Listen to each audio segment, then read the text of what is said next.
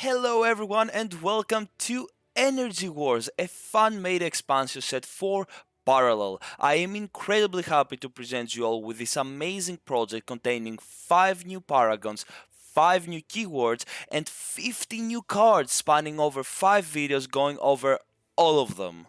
Before we go over today's Parallel, let me give you a sneak peek on all the keywords and Paragons. Earthen grow in strength using the keyword ENERGIZE, and they protect their planet with Gaia, Earth's wheel. Ogenkor have the keyword storage. They are invading Earth under the guise of Petra, the insatiable hunger. Markolians dominate the battlefield with the keyword overcharge, guided by the progenitors of collective knowledge. Cathari utilize even their fallen comrades with the keyword powerbank. Leading them forth is Deus Fideus, owner of the god genome.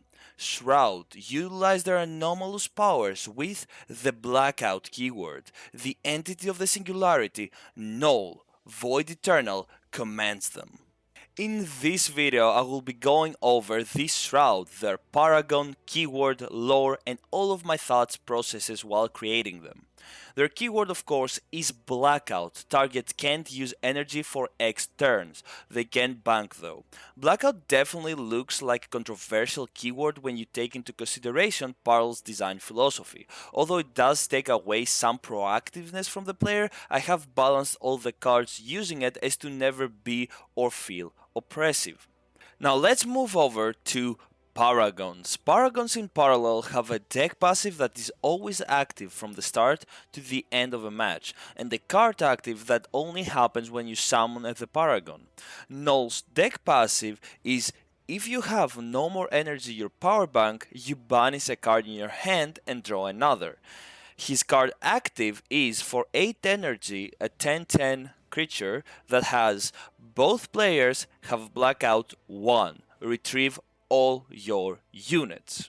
So his passive kind of like forces you into this mini game of do you want to spend all your energy or not, and sometimes you might not be able, but also this grants you a bigger advantage over time because you're banishing so many cards that you can utilize later on and have this extra card draws. So he finds that immediate value, and I would say for one of the most expensive energy costs, maybe would even need to be more expensive at a 9 or 10, he does come down with a rain of fire that will obliterate your opponent by overwhelming them with a huge amount of creatures that you can possibly manage to get out of your singularity if you play your cards correct. We'll get more into that as I go to the card explanation part of this video.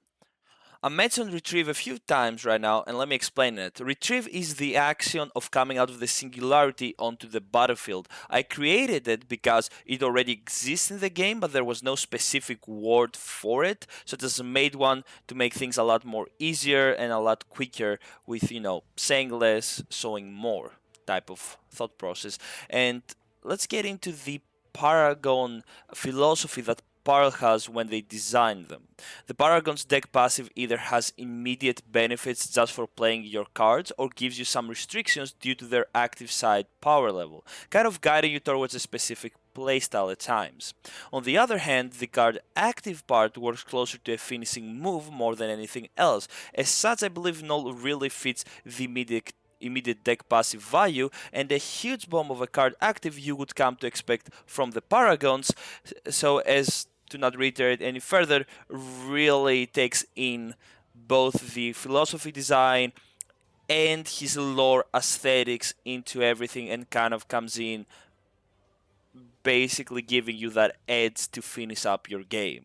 His lore is Null is the living being inside the singularity. The cosmos is his domain and all energy is his to command. He utilizes all sentient living beings that pass through his singularities as his servants, searching the cosmos for planets to conquer. He already knew about the existence of humans, but after the priming, he decided their time was up. In his words, you travel in my domain, flaunting your miserable achievements, pretending to be conquerors, not even understanding what energy truly is.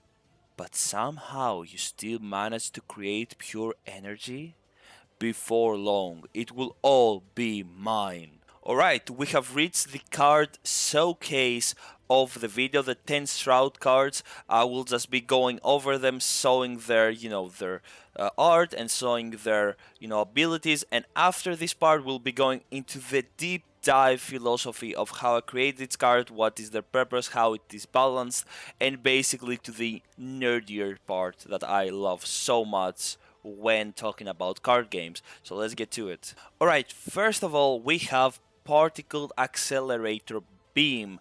One of my favorite cards due to the fact it feels really shroudy. It's an uncommon effect that says for 3 energy deal 3 damage to your opponent's middlemost unit and their health.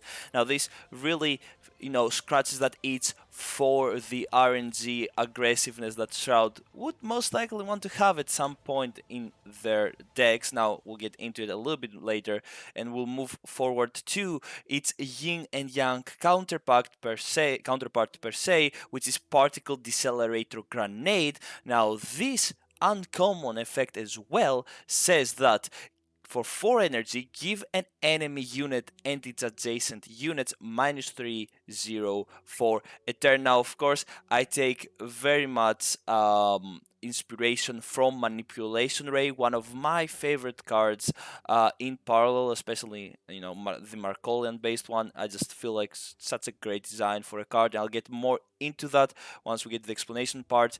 Then we have Enlightened Steward. I really need to pay some homage to the Stew crew, and our girl here really does that, as is a rare unit that says for 4 energy, a 5/3, if your opponent has Blackout, give all stewards +3/+2, really wanting you to push forward that Stew crew kind of like sub-unit type deck building, which I really think is gonna be a nice meme in the future for Parallel.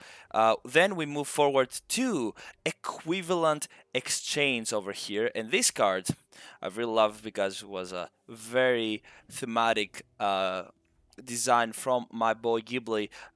Banish a card, it's a common effect for 4 energy, banish a card in your hand and play a unit from it. So kind of like, you banish a card and you play whichever card you want. It's very strong if you have the right cards and whatever deck you're playing, but again, I talk too much about cards and I really love it.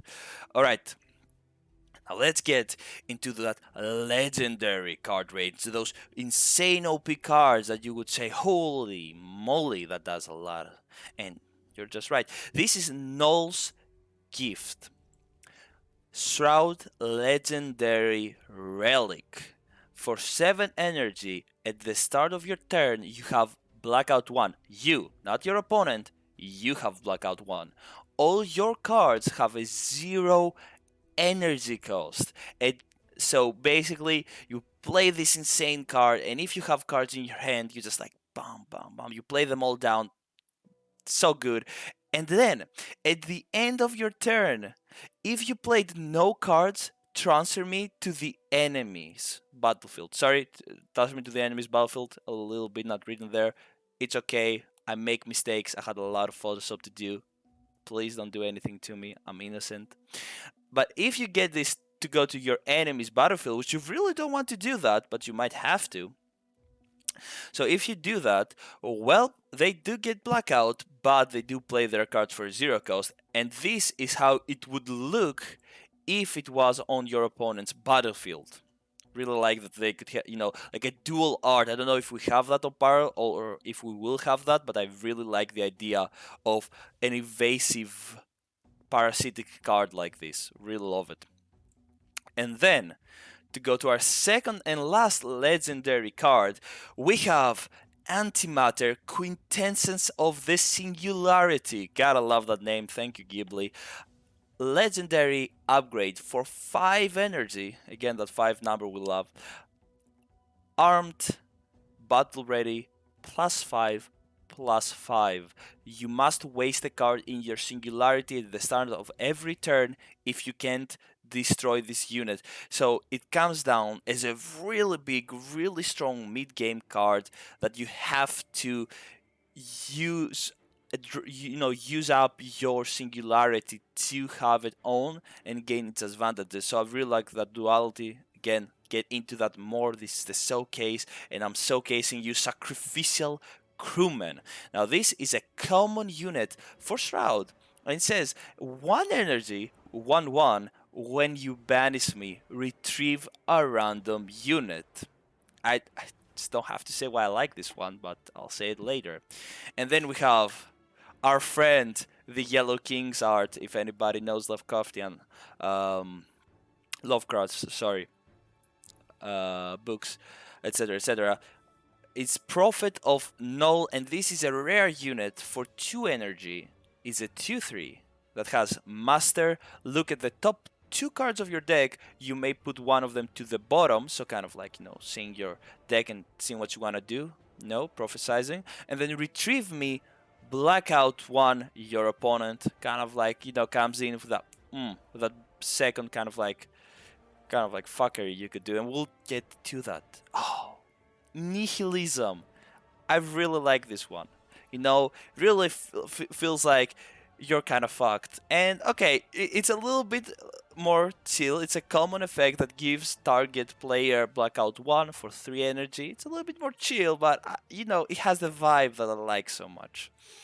And let's get to this spooky emo boy, which is Faithful Crewman. And Faithful Crewman, if you is a uncommon unit for 2 energy, is a 1/3, and I like this one so much. If you have blackout, so if you're playing versus a mirror match, or again if you have it on your own, I gain +4/+4, so get an advantage for just playing blackout on yourself, and we'll get to that more in just a little bit. But yeah, those were the 10 cards I wanted to show you. Hopefully you like this a little bit like a showcase I did, and let's get to that nitty gritty, that detail about card creation and thought process and the Shroud and Nolan. It's my favorite part. Let's get it. One thing I would like to say before getting the nitty-gritty of it is that I would be doing a great injustice if I didn't give a shout out to my friend and helper in the Energy Wars endeavors, Ghibli. I initially want him to help me with the lore, then he wanted to help me with the art, and even ended up falling so much in love with Parallel that he not only helped me out with the card functions, he even came up with a few cards himself. Particle Accelerator Beam is definitely the most notable and awesome card from Shroud he did. Love you, bro, and thank you. Now, let's talk functions. Now, if I want to explain to you all how I went about creating the Shroud expansion set and, the blackout mechanic and all those stuffs, I need to go a little bit back to how Energy Wars came to. So basically, one night I was just so happy and infatuated with Parallel. And I was like, oh, I wonder, what this card will do, like what this function will be, and how everything will come together. That I, in my mind, I started creating cards for Parallel. I started with some Earthen cards, then I went to Olgan Core, and I was like, okay, fuck it, let me do everything. And then I kind of like, okay, how about I try to create an expansion set that I feel fits like a glove for Parallel, also brings out the best that it has to offer, and that it also has my own take on it, feels fun, new, fresh, and it's not too intrusive to what we have. And I really think that Energy Wars represents that in its whole, and I really loved the challenge because creating, so of course, like Koji and Mr. Gon and Merchant and Garson really outdid themselves. They made an amazing game, project, and everything in between. But as far as gameplay goes, it feels truly amazing. I love it in so many ways, and we have barely seen, well, at this point we know more, but when I started this, I barely knew almost less than 10 cards per Parallel, and that made this challenge amazing.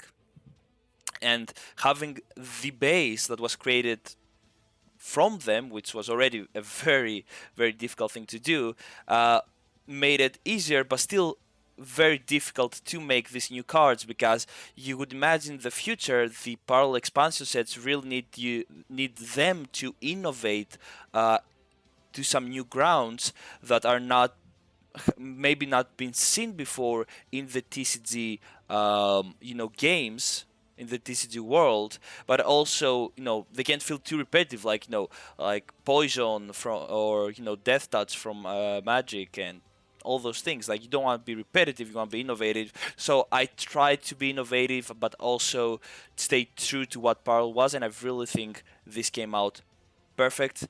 And I would be lying if I didn't say that this is kind of like my resume. This is kind of like me telling, the Barrel team, hey, I'm here. I think I know what I'm doing. I really want to show you my capabilities and my abilities, and I really would love for you to view this. Tell me if you liked it, what you didn't like, what you would change, or maybe you would like to add some of these to Parallel in the future. And maybe if you want me to work for you, I would never say no. I would be more than happy, and I think you know this at this point. So yeah, like, I don't want this to be selfish. I don't want this come out like oh, like like anything really bad. I have the best intentions. I really just want the game to work, and I really just want to show my love, appreciation, and just how excited I am for it. This is why I made it.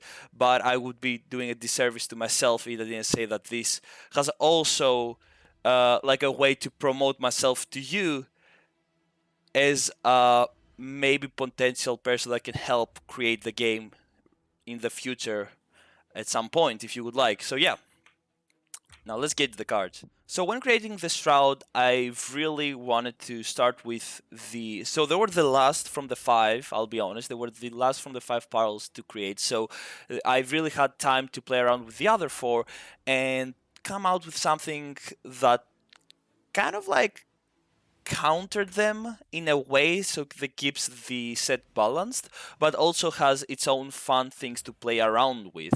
So thematically, Blackout seemed like a great way, a great thing to put into the game, because like the Shrouds come and all energy disappears, and kind of like Null controls energy, so it just stops you from playing things with energy. Of course, I didn't want it to be too intrusive for the enemy player. So the way I balanced that was to make it so that you have benefits if you black out yourself through other cards, and I also, tried to make it so blackout wasn't too horrible if you got it. Like, it's a one-turn thing. You can still bank. You can only get accumulated one blackout. So if I black out you once, and then maybe I retrieve profit of Null and I black out you again, that's only one round. Like, that's only one turn. You never get 2 turns. The only way to get 2 turns blackout if there was a blackout 2, but I didn't create a card like that because I thought it would be too overbearing. I just loved the idea of having the option there. So you could, in a way, say that blackout X didn't need to exist, but I made it so. I thought it was cool. And then when I was creating Null, I thought like the God of the Void, like this immeasurable, like super powerful being that controls energy and conquers worlds through making servants through the singularities, right? And of course, I read the lore, and the Shroud has like very little lore, but their lore is cool. They're like the sci-fi horror shit you like, and so I wanted his passive to really go with the power of philosophy of getting benefits for playing the cards in your parallel. And I wanted to drive home the idea that, like, if you used your power to gain stuff, you could banish a card in your hand and draw another one and get objectives. What I really want to say that this passive really promotes another way that control players need to strategically think about their resource management as to be not only the most efficient, but also showcase their piloting capabilities to win through thinking moves ahead of time and working with odds. So the idea of at the beginning of a game, you would probably using, like, turn 1, you would use 1 energy, you would use 2 energy, 3 energy, 4 energy. You always want to use all your energy or mana per se, So this gives you the option of, if you don't use it, you cannot use it strategically, or if you use it, you just gain stuff, and that stuff is getting a card into your banishment to retrieve later on. Or maybe you just don't like the cards in your hand and you can card fix yourself through using energy. So you not only have to think about strategically what you're gonna bank, but then you're gonna think, do I want to play something as to draw another card? So it really comes to that resource management that sometimes is unavoidable to banish something. But again, Shroud has so much work around banishment that I think it just fits perfectly into that. And then the active, I've really felt like he needed to be that, like, boom, like I wanna come down and destroy everything, but I wanted him to come down and feel like a 1v1 fight. Like, you knew he comes at 8 energy. You know your opponent was aiming for this the moment you saw null when you started the game, right? So I wanted both players to be blacked out for 1. So you would be blacked out for your next turn, not the turn you're playing, and your opponent would be on their next turn, which is after you attack, right? So he comes down, you retrieve all your units from the Singularity. That's your setup, that's your Shroud control setup, right? And then you just plow them down, and you could have stolen so many of your opponent's units, so you get to have fun with your opponent's deck as well, which I really, really, really love that about Shroud, and I really want to accentuate that as his active. So then your opponent has to have built something for you, right? Because they have to have some creatures, or they're just kind of fucked. Like, they can't stop you because they're blacked out for 1, and then it's your turn to attack because your creatures don't have summoning sickness at this point, and then you just go in for the kill, and I think that he really represents that. The 10-10 is a little bit of just like, whatever, but, you know, I just want to have something there. And I think he does thematically, fits the Shroud, fits the Energy Wars, and fits the whole lore, and I really like him. So let's jump into our 10 cards. Alright, let's jump into Particle Accelerator Beam. This was one of the cards that Ghibli was like, I was like, oh, Particle Accelerator Beam, this feels really nice. You know, I've really, in the lore of the Shroud, they talk about, you know, their scientific achievements, and, you know, they talk about how they went closer to the Singularity, and the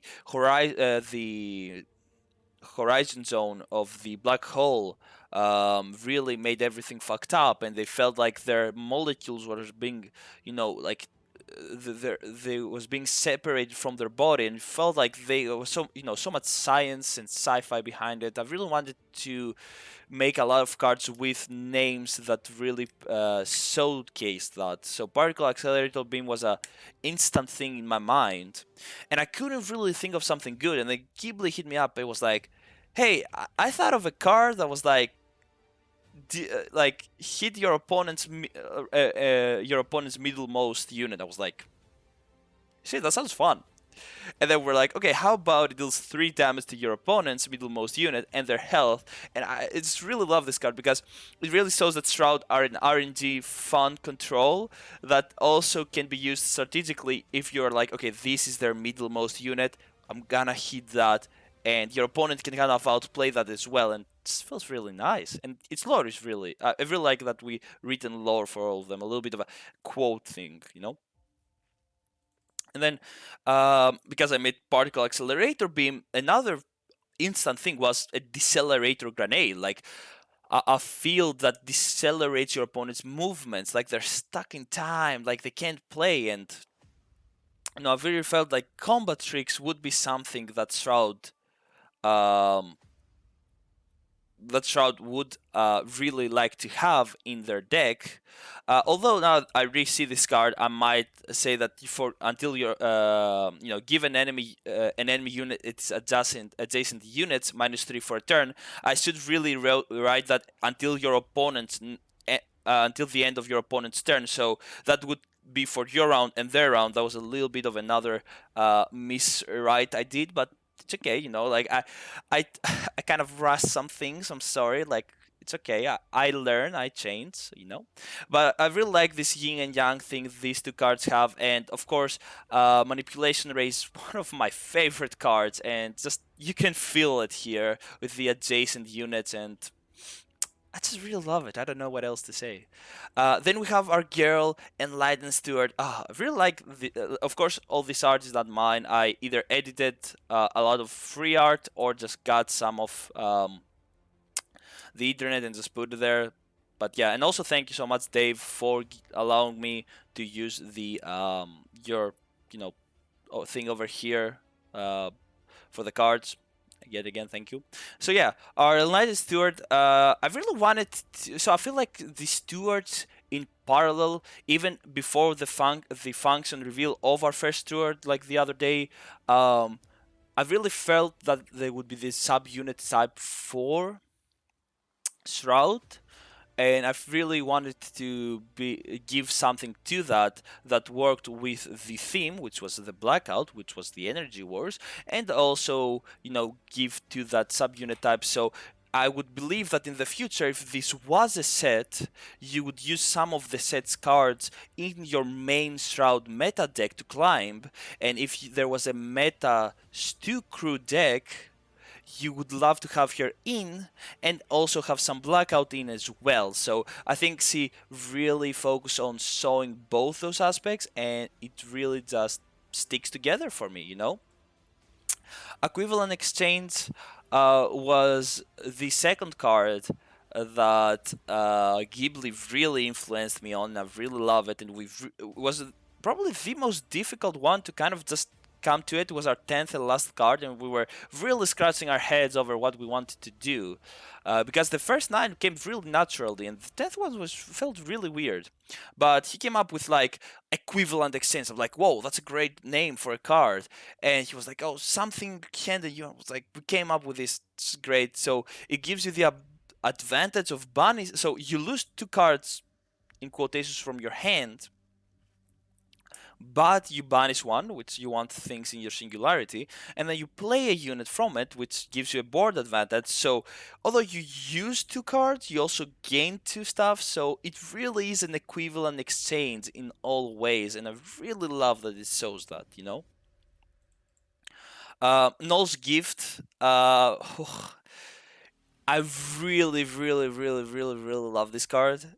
It feels so shroudy. It feels the aesthetics of owning a piece of power of null in the palm of your hand, and that power is like you're being given blackout, but all your cards cost 0.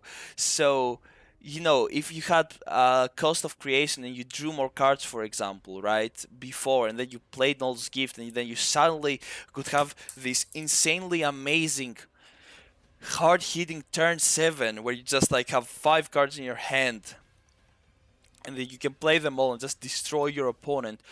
Really feels like a legendary relic called Null's Gift. And I kind of wanted to give like a drawback that, like, if at any point you want to keep cards back because you wanted to do it in a more advantageous time, you'd have to do that. If you had to do that, you would give your opponent the advantage of playing cards at a 0 cost, and also it's a relic, so it can get destroyed by Annihilate, as we have learned. So I think it's very balanced and a very, very nice legendary relic for Shroud. And I also love the aesthetic that if it goes on your opponent's side, it kind of says like, and for my enemies, a deeply rooted fear, which maybe the eye. So instead of a blessing, it kind of becomes like a curse because it's on your opponent. Really love the aesthetics. Okay. Let me have these. Oh, and then Antimatter, Quintessence of the Singularity. That's such a great naming from Ghibli. I love him so much. It's like it's like we were like, oh, like the essence of the singularity. I really was like harping in on that, like the essence of the singularity. Like, what could that give you? And he gave me this name, and I was like, whoa, that has to be an upgrade, right? That has to be an upgrade. And if it's a legendary upgrade, well, it has to give you a lot of shit, but with a cost. And armed, battle ready, +5/+5 is insane to a unit. But then you say you must waste a card in your Singularity at the start of every turn if you can't destroy this unit. Kind of makes you feel like, okay, I'm gonna play this at 5, but I need to have the gas in the Singularity to keep it going, to feed it, and that really feels in theme, in lore, with being the quintessence of the Singularity as a resource that you would get out to become stronger, but it could, at some point deplete, so you need to pump it more. Really like this one as well. I love all the cards, if you didn't guess it. A lot of work and a lot of sleepless nights went into this.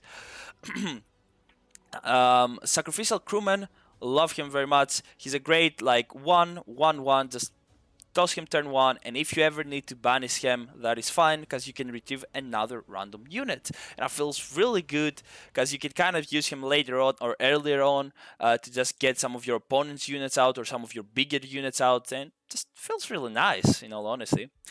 Prophet of Null, this bad boy here has a so he was the first card I made for Shroud, because I felt that blue MTG control creepy, and I was like, let's do something like that. And then I thought of Retrieve, so he really puts those two together as a card that benefits from so basically you pop him down, you look at the top 2 cards of your deck, you may put one of them to the bottom as to, get some cards you don't want to the bottom of your deck, and then get the cards you want. Really feels controlly. And then you like retrieve, blackout 1 your opponent. Really feels like if you get him, you punish your opponent. And if you, of course, play to just get him from your Singularity because you only have 1 unit, then that's a whole nother thing that, like, you'd set that up. So it's a reward you should have. And if you get him from Null and you have, like, 3 Prophets, that only does Blackout 1 to your opponent, not Blackout 3. So it feels really solid, really balanced, and good overall. Nihility just feels like a card that, you wanted a simple, Nihilism really feels like a card that, just a basic effect card that you would like to have just to disrupt your opponent's turn, versus like Cathari and Markolian and even Ogenkor. I would think that this would be a nice card to just, like, pull out a little bit on the late game, just stop them or something mid game. Not bad, not bad. Faithful Crewman, I wanted to make like, if I've really made like 50 cards for a set expansion or 30 cards or whatever, I would really want to make like 10 cards around Blackout, putting Blackout on yourself to get advantages, to get a more aggro-based deck, kind of, which really feels weird to do and try to do, but I would like to do that. That's a cool ass challenge, to say that you would deprive yourself some turns from the ability to use energy to have stronger units. All right, and that was the last one. All right, we're all 10 of them. 10.5 minutes for that explanation. That's great. But yeah, that was how I kind of went on about the cards, their thought process behind them, and how the Shroud. And let's just up on the next one. All right, I'll be honest. In my notes, I have no further points. I think I talked about everything. I don't know, maybe I should have maybe talked more about Shroud and their philosophy when inside the parallel world, and how they are interesting and fun control challenge for people to kind of scratch their head around, to create their decks and have a shit ton of fun and get wacky and cool combos, but also be competitive. And how I went on about kind of like, deciphering that and reconstructing it for Energy Wars, but I think I went pretty in depth with that, talking about all those points, talking about the cards, talking about Null, talking about Blackout. But yeah, that was Energy Wars video 1 with the huge ass intro about all the other parallels, and hopefully you will stick around for the other 4. Probably Cathari or Markolian are up, and we'll get to Earth and Ogenkor for sure, because they have amazing cards. I think it's just such a fun project. I can't talk anymore about it. Please comment down below what you like, what you didn't like, what you want to see.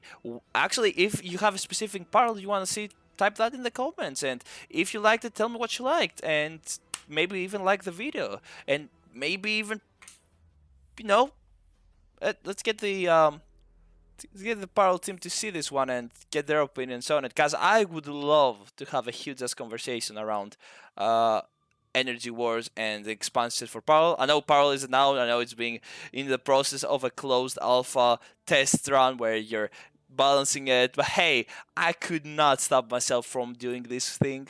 And yeah, hopefully you enjoyed it. I'll be making the next one as soon as possible. Thank you so much for being here. Hope you have a wonderful day, and I'll see you all on the next one. Take care. Bye bye.